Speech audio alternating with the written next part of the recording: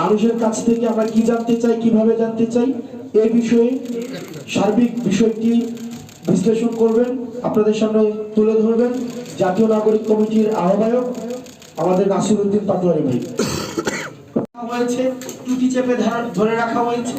আমাদের মিডিয়াগুলোকে নিয়ন্ত্রণ করেছে, যা মিডিয়া বলতে পারতো না, যা বুদ্ধিজীবীর লেখনী থেকে লেখা হতো না, যা বিশ্ববিদ্যালয়ের শিক্ষকরা বলতে পারতো না, মিডিয়া যেগুলোকে প্রচার করতে পারতো না, যেগুলোকে একজন সভ্য সমাজের মানুষ সেগুলোকে প্রকাশ করতে পারতো না, দীর্ঘদিনের নিপীড়িত আমাদের যে কণ্ঠস্বরকে আমাদের এই তরুণ প্রজন্ম এই গণঅভ্যুত্থানের সময়ে আমরা ভাষা দিয়েছি, ঠিক একইভাবে আমরা আবার এই রাজনৈতিক দল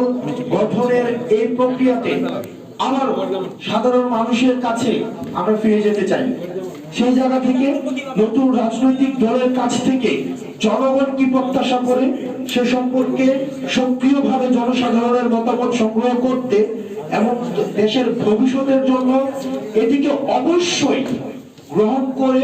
সেটির বাস্তবায়ন করতে, শুধুমাত্র তাত্ত্বিকতা নয় বরং সেটিকে বাস্তবায়ন করতে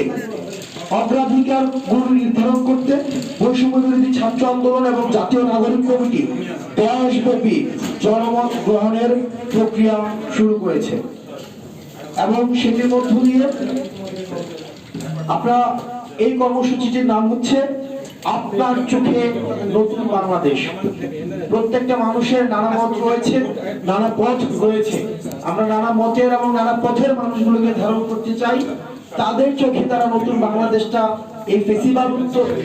আমরা যে ফেসিবাদ পরবর্তী বাংলাদেশটা কিভাবে দেখতে চাই সেটির জন্য আমরা মানুষের কাছে যেতে চাই এবং আপনার চোখে নতুন বাংলাদেশ স্লোগানের আওতায় পরামর্শমূলক উদ্যোগের লক্ষ্যে